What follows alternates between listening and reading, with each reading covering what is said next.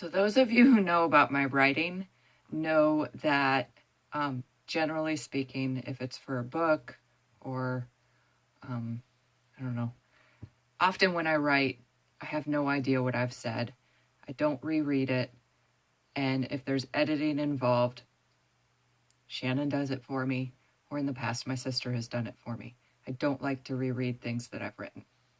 So when I was talking to Shannon, actually, this has been a conversation going on for a little while, but when I was talking to him yesterday, I said, I don't want to do this live, because if I see questions and comments, it might distract me. You know what I mean? From saying what's really from purging. I guess that's kind of what this is. So here goes. Hopefully, I'm not planning on watching this video, so hopefully it goes well. I'm just going to do it. I'm going to purge and then put it out there.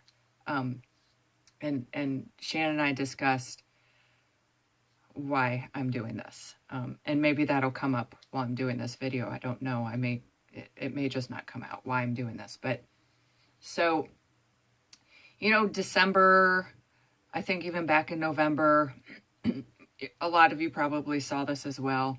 A lot of posts that showed, pardon me, the suicide hotline phone numbers. And I kept seeing it.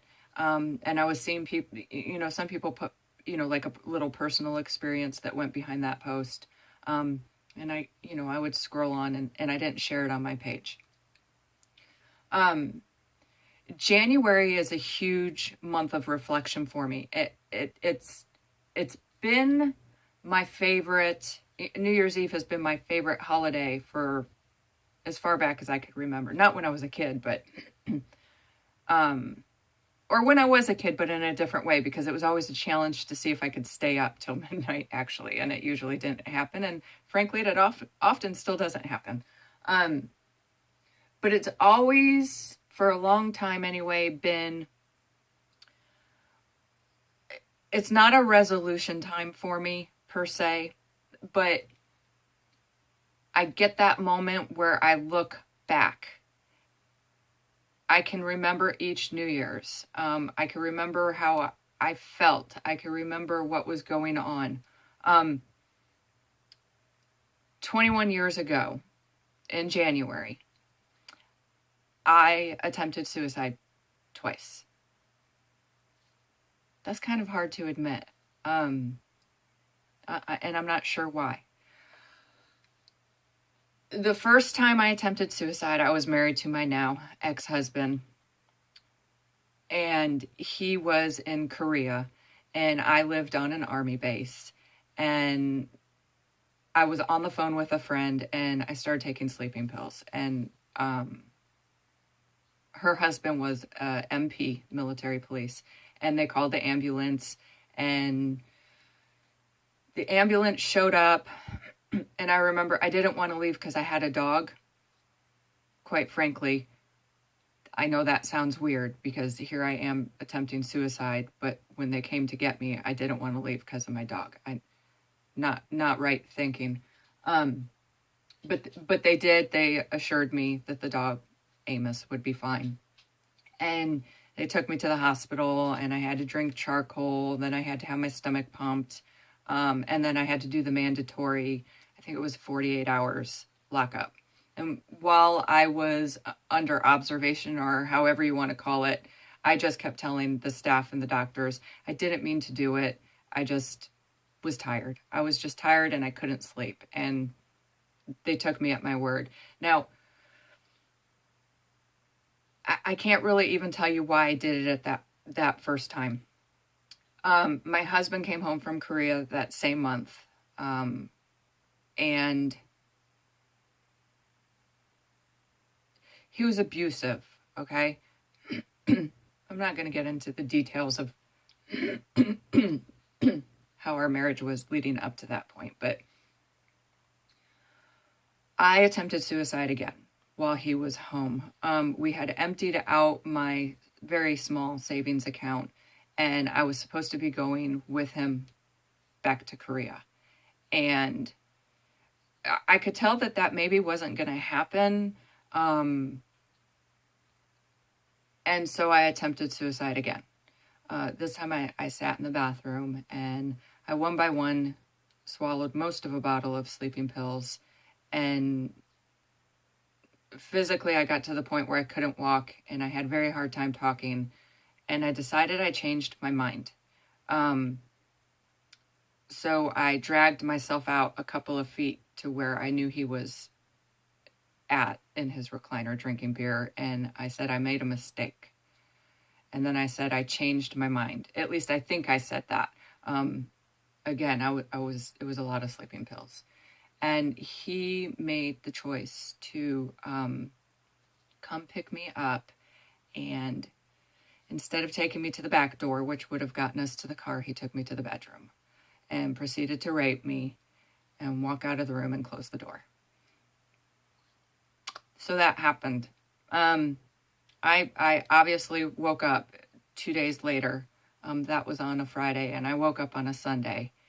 And I was angry beyond angry. I was angry at myself. I was angry at him. But I had the smart mind to just kind of pretend like that just happened. Okay. He went back to Korea, and the day that he went back to Korea was the day that I started making my plan. My plan on finding a job, finding a place to live, and finding a way out. This was not something that I shared with my family. It's not something that I shared with anyone. Over the 21 years, I have shared it with a few people. It's just not something I would normally share, because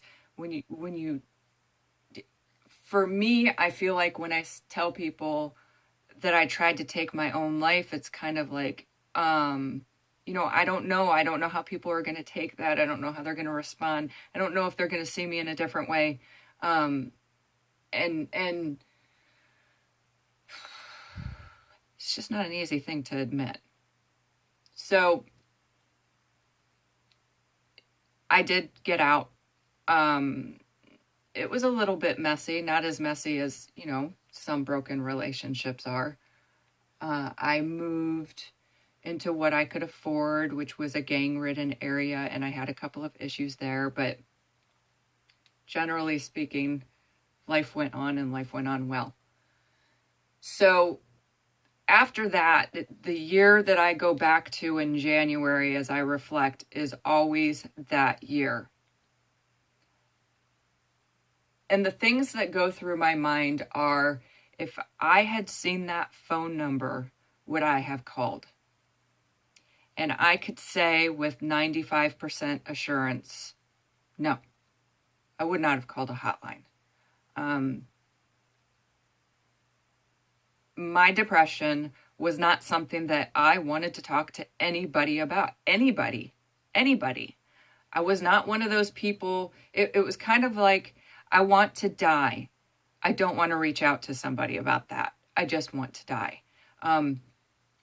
So in reflection of that, I had to figure out what was it, because what was it that got me to such a low point besides genetics, because I know that that's a possibility as well.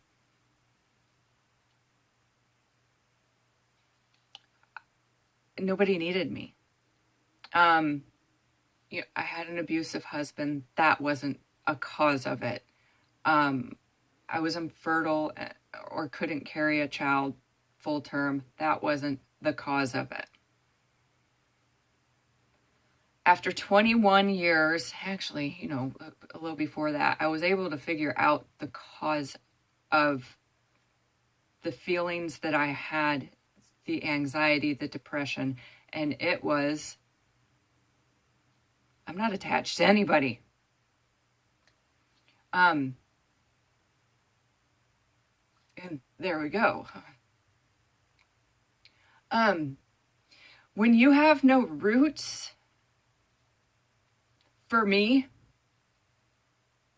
felt like I was dropped on this earth, and I had a family and a great family, and I had friends and great friends, but I didn't have a beginning I didn't have I remember feeling you when, when you would kick. I didn't have somebody to look at and see myself. I had love. But I didn't have that baseline. It's like you cannot plant a tree and expect it to live without roots, as far as I know. I mean, I don't know. I don't plant a lot of trees, but that's the visual that I see. So, is every adoptee a depressive, suicidal person? No, because we're all different in personalities. We're all different in DNA. We're all different in life experiences. And my life experience was that for that period of time, I had lost every single ounce of hope that a person needs to survive. Okay? Hang on. Okay. So, obviously I survived and I found new hopes and I found new dreams. And one of the things that I ended up focusing on was finding those roots. And y'all, this was before the internet. This was before you could get online and search stuff. This was before, this was when you still paid for a long distance phone call. So my new focus became my relationship with my husband. My new focus became me. My new focus became taking care of me. And what that felt like at that time was searching for my roots. So another really scary thing happened. Years later, I found my birth mother. Right? Really exciting. And I almost instantly, when I found out who she was and that she had been long passed away, had this anxiety, fear, panic. I found my birth mother. What am I going to do if I get depressed? That was like one of my number one goals. What am I going to do if I get depressed? Because I found her and now there's nothing, because I was able to look back and say, with each piece of information that I got in my search, I was able to look back and say, if I had committed suicide successfully, I would never have found this out. Okay. So now I felt like I had that big answer and my fear was, what am I going to do if I get depressed? What am I going to do if I have that dark moment? That was pretty scary. And I also found out that part of my depression was hormone based. I should put that in there for other people who might be battling depression. Have your hormones checked. Have your diet checked. Have your vitamin levels checked. So that was a huge fear. But I was able to, there was a moment of deep, dark depression after that. And I was able to, because so much time had gone by, be able to look back. I couldn't look forward because sometimes when you're that depressed, you don't see a future, and that's part of the problem. But I had enough time behind me that I was able to look back and go, okay, make it through today. Look at all these things that have happened since you did make the attempt on your life. Look at all the amazing things that have happened. Just make it through today. If it's horribly bad, just make it through the next hour. Sometimes all I could do. Okay? Now, know too that there are different types of depression. And I'm not talking about the clinical names of it, but I'm talking more about, I never laid in bed. I never had the physical part where I couldn't get out of bed, couldn't shower, couldn't be productive during the day. I never had that. I would be going through my day and then all of a sudden be thinking about ways to attempt suicide. It would just creep in my head. So the good news is I've not had a bout in years. I've had depressed moments where I thought, today just sucks. But I've not had where I'm trying to figure out a way to commit suicide. And what am I matching up that with? I'm matching that up with, for me, finding out who my birth mother was, Dottie. Finding out why she was never looking for me. Seeing a photo that could have been a photo of me. Seeing photos where I could see my features. Hearing a few stories about her. I also correlate that with finally finding my birth father. When I found my birth father finally, who was also deceased, it was like this weight was lifted off my back. But then there was also this void because I spent over 25 years searching. So now what do I do? And those of you who know me, I joined Posh as an independent consultant. And it's obvious to those of you who know me that I jumped in with both feet. But I've also found a way. I'm 43 years old. This has taken years to figure out my footing, to figure out my own footing is what it feels like, how to walk a straight line, which seems easy for a lot of people, I know. So I still have some search stuff going on and DNA stuff going on, but I've been able to kind of pocket what I do into smaller subgroups instead of my whole focus being on this one thing. Because when you're going through that tunnel of one thing and you get to the end of the tunnel, for me, instead of it being wide open, the tunnel kind of closed for me often. So those posts, I said to Shannon, I said, people on my Facebook or in life or in email or on phone or locally know me as, I like to make people laugh. I lack a filter. I tend to say very inappropriate things, usually at the worst possible time. I'm the person that would laugh at a funeral. It would happen. Not because I'm rude, just because I kind of miss like a little filter thing. And I kept seeing these posts and saying, baby, if I saw that, I wouldn't have been the person to call. And he said, but maybe there are those people who do make that phone call. And I thought that's got to be true, right? Because if there weren't people who made those phone calls, there wouldn't be the need for the phone number, right? So you all know that I sell Posh. I share Posh. And it was never for income. It still isn't. I'm not going to lie. I enjoy, I see myself getting a paycheck each week. And I'm like, oh my God, this is so cool. And I said to Shannon, I said, November and December, everybody's giving. And then you kind of go through the rest of the year and you don't see the Salvation Army kettle and you don't see on the news the features where they're showing people who are, donating gifts or the angel trees or the toy drop-off type stuff. You don't see that through the regular year. During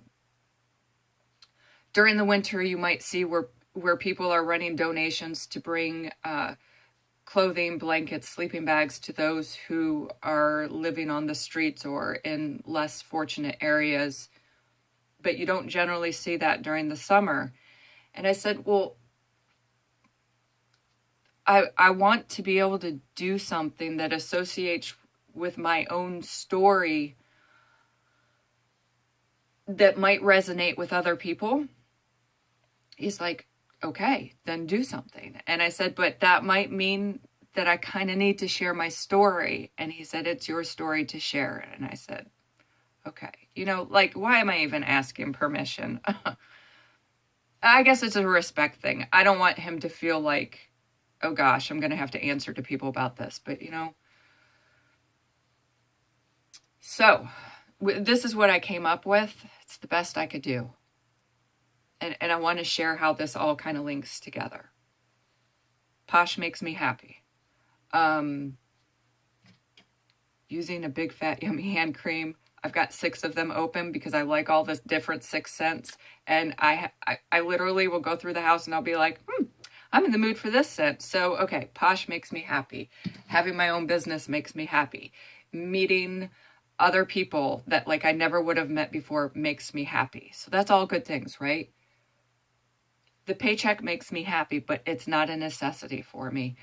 Shannon and I lead a very simple life. We're kind of the break-even people. I don't know if it's like a galaxy thing for us. We could win money on an instant ticket and then have an unexpected bill the following day. That just happens to us all the time. So January, I'm donating my entire commission. And we were looking online and we were thinking, who are we donating this to? And I said, well, what's the one thing that I feel like would have impacted me the most 21 years ago?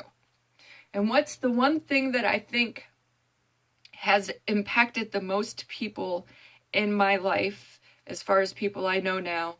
And what is the one thing that continues to impact people because they have their hands in a lot of different aspects? Adoption Network Cleveland. I'm sorry.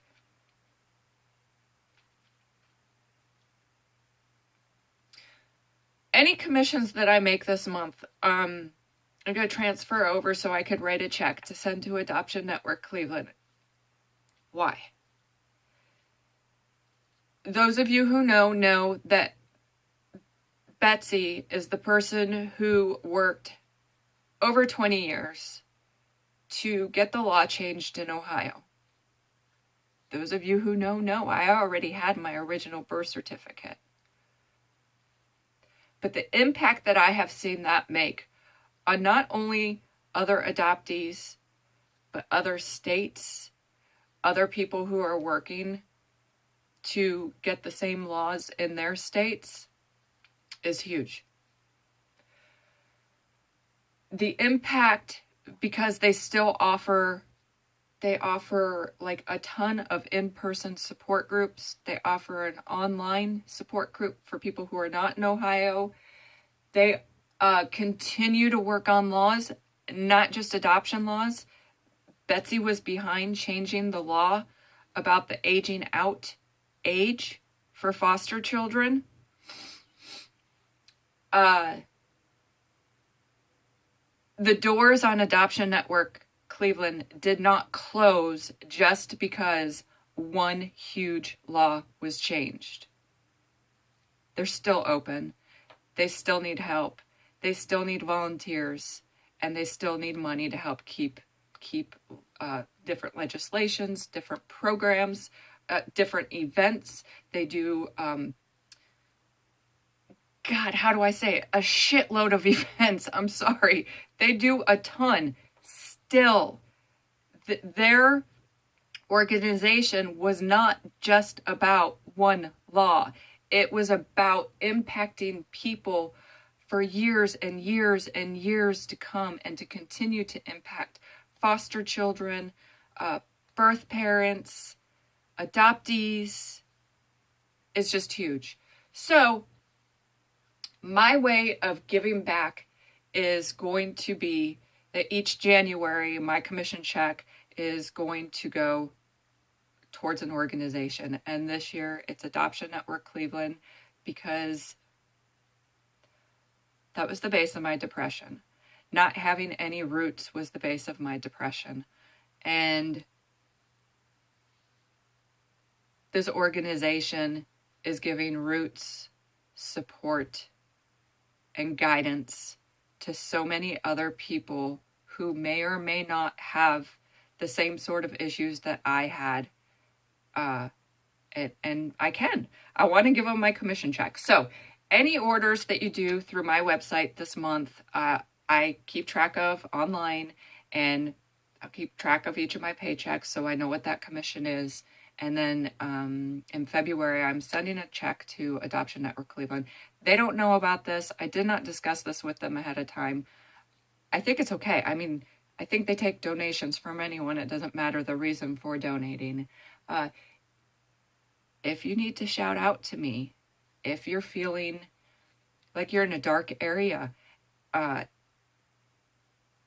if you're feeling like you just need someone to offer a cyber hug, reach out to me. If you're watching this video, you know how to reach out to me. That's it. That's my story. For anybody who has concerns, I'm in a great place. I've been in a really good place for most of the last few years. And I know my own signs of leading towards a not so great place. And I have my own ways of recovering from those dark moments. And hopefully this isn't a huge turnoff to anybody, but my guess is that for those who are turned off by my honesty, there will be those other people, even if it's just one, who needed to hear it to help put them in a better place. And so it's worth it for me. Okay. Cyber hugs.